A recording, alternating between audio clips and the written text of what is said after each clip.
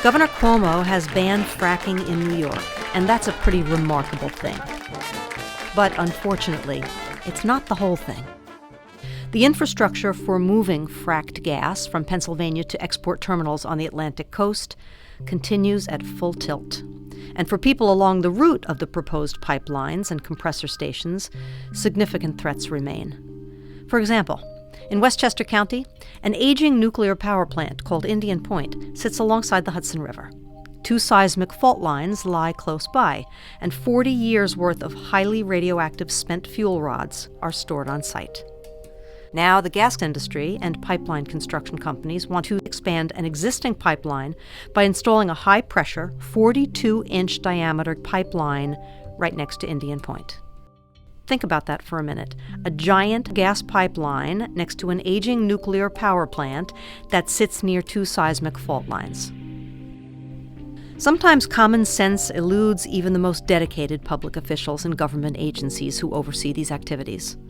That's when ordinary citizens and their elected officials need to step in and say, wait a minute. This is one of those times.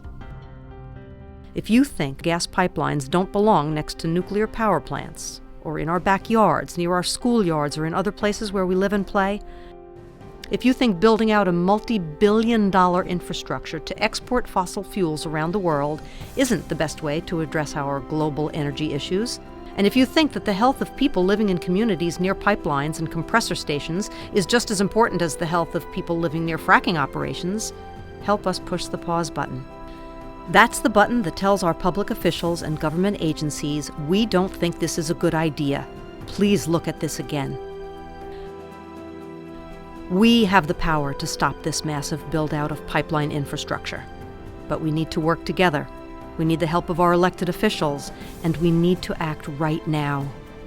Join the thousands of people who are helping push the pause button by picking up their phone and calling.